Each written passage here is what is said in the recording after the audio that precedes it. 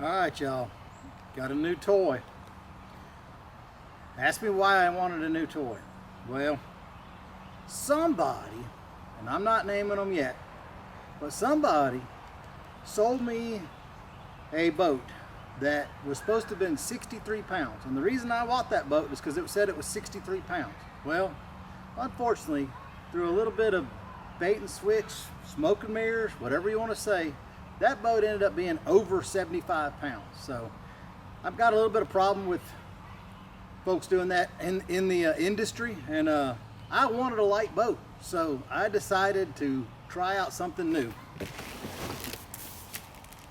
We've got the Cuda 126, and this is an inflatable, and I have never had an inflatable. So when I first thought about inflatables, I thought about like the Walmart, you know, two little paddles and a little boat that you see kids out on the beach. It's like, no, I ain't doing that.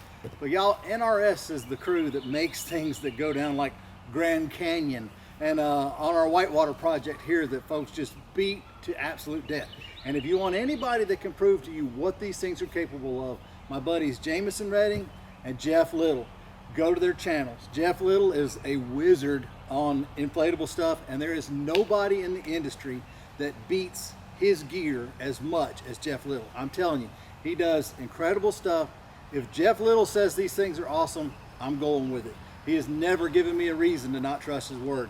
Jameson Redding is another that I just, the stuff that Jameson puts through on his boats, it just amazes me. So both of them have shown me that they've really enjoyed these things. They've put them through some serious paces. You know, yes, you can puncture them. I mean, it's an inflatable boat, but I've watched Jeff Little's video where there's a gentleman slamming a treble hook over and over and over again into the inflatable, and then they literally have to take a pair of pliers and force the hook into it. Well, then it's also fixable. So I bought the Terraid stuff that's supposed to be able to fix it. You know, I wanted something that was super light. This is 31 pounds.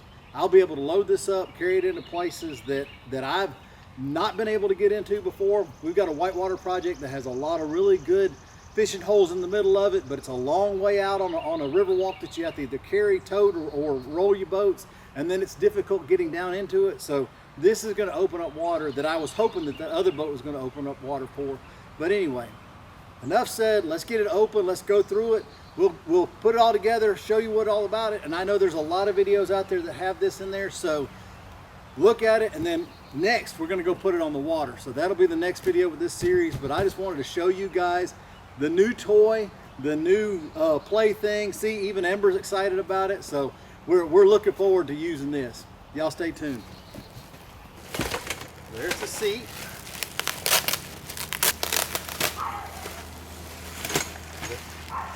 This side's about something. And the hardware. See, that's the neat thing about this. The whole thing goes down into a backpackable bag. You can strap the seat to the outside of this bag and carry the entire boat. So like if you wanted to carry it down into a canyon that you had to go down into a hiking trail or something like that, or you know, there's times that I travel for work and I can't always rent a truck to travel for work. Any vehicle, all I gotta do is take this and a few fly rods, and man, I can fish anywhere in the country. So I'm excited to have this. I'm excited to get it and use it. But that's it. That's the pack. That's the seat. Comes with the pump too. Let's get it pumped up. One thing I've not seen in any of the other reviews, the bag is actually mesh, so it's breathable here on the side of it. It's got this good vinyl stuff, but it's got breathable panels, so if you do put the boat in there with a little bit of water in there, it'll dry out and won't sit in there and mildew. I didn't notice that. It says catch the adventure. One of my mottos through the last several years of life has been live the adventure, so it was meant to be. All right, y'all, if I had to say one thing, it's like, come on, NRS. I mean, this is the only thing that I would complain about, and maybe somebody can teach me, but you've got all these tips, and none of them, they all have different locking lugs. There's nothing that I found that locks in these valves. So once you gotta literally hold it with one hand and pump with the other, which even at that, the sides are rated for 3 PSI. The center's rated for, I think, up to 20. I've only got it at like 6 PSI in the middle. And I mean, it is tight. So you know, I mean, that's putting, you know, 218 right there in the middle of it on the ground. So I might go up a little bit more. One thing I understand is that you really need to watch out in hot weather not to go over, because of course things are going to expand, you know, or if you pump it up on a cold morning and you fish on a hot day, it's going to expand. So, but all in all, it took me 6 minutes and 17 seconds to get this to 6 psi and these to a little over 2. So I would probably go up a little bit more on the center, but I just wanted to show you, you know, kind of what it took. The pump itself has a 2-speed. One is for volume and one's for pressure. So you change this little knob in the middle and it goes to a higher pressure, unless you kind of makes it a little easier to pump and runs up a little higher pressure. So that's the way you do it. Then the valves seal off and all the valve caps are tethered, so you won't lose those, which is really, really good. So, but anyway, this is what it looks like pumped up. Like I said, my only really bad nitpick is, maybe there's a way to lock it. I hadn't found it yet. You know, hey, I'm not the sharpest guy on the river, but I'll figure it out. If somebody figured it out, y'all let me know. The other thing is that on this one, it comes with 5 positions to put different gear. So rod holders, camera mounts, stuff like that, which is really awesome. But they don't sell you the adaptive piece that goes on top. That comes from Yak Attack, and it's called a Mighty Mount switch, and I bought 5 of them. But it's like, you know, when you're spending over or right around $1,000 for a boat, you know, include these. I gotta admit, hey, that's just my thoughts. So but I realize that not everybody's going to want them, not everybody's going to use them. You better believe I'm going to use them. So I've got 5 of them, and I'm going to put them on.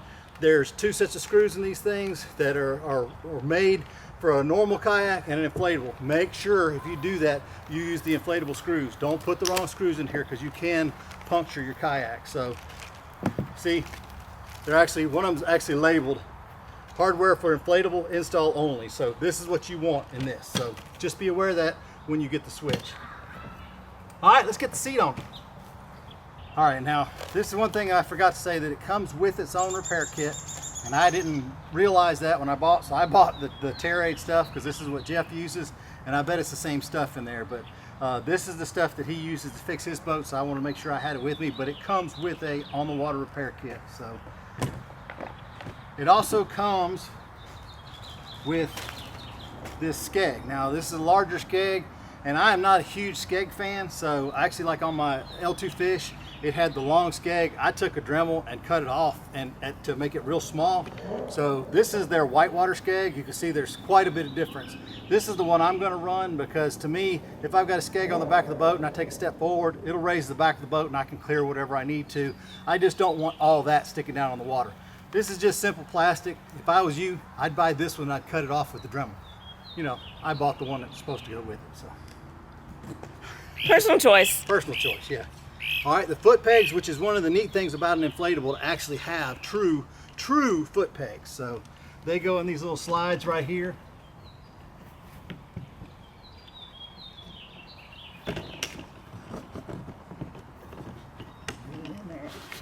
All right, so fully adjustable. Got your foot pegs right there. That's good.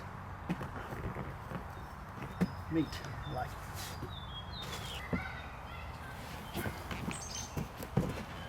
Short legs.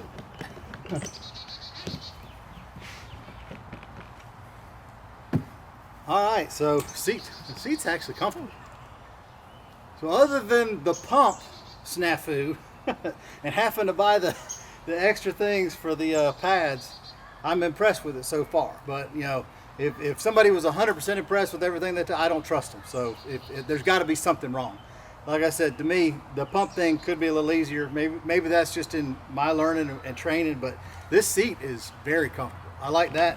It straps down on the deck. You can move it fore and aft. It's got a carry handle in the middle of it, so you can pick it up by that. I don't have the Skeg underneath it while I'm sitting on the ground. We'll flip it over. We'll put the Skeg underneath it right here. See what it looks like. They've got this protector in here, so if you were going to run it without the Skeg, and I know Jeff runs his with a Torpedo, so he doesn't use the Skeg, but I will probably use mine. But anyway, it just slides in, and then it's got this little lock, this tethered lock on it, so you won't lose it. There you go. Like I said, this is the whitewater Skeg. It was about 20 bucks. I added it because I didn't want to cut the one that came with it. So anyway, there we go. All right, y'all, this is totally unrehearsed. just to show you, this is gonna be her first thought of picking it up. Go out there, and either side, whatever side, but reach through, grab the handle, and pick it up. Here? Yeah, in the middle. Either way.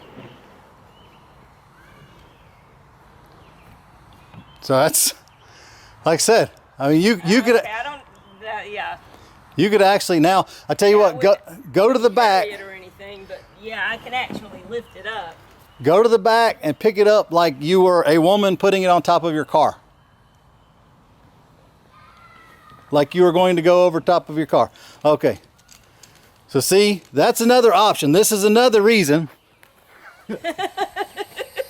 This is another reason why I wanted a boat to show. Okay, so you don't have a big, strong, handsome man to tote your boats around. If ladies need something, a good option that they could put on their vehicle that, I mean, this stuff's not going to tear up a car. You know, it could go on the roof of a vehicle as long as you clean it off, didn't have river sand.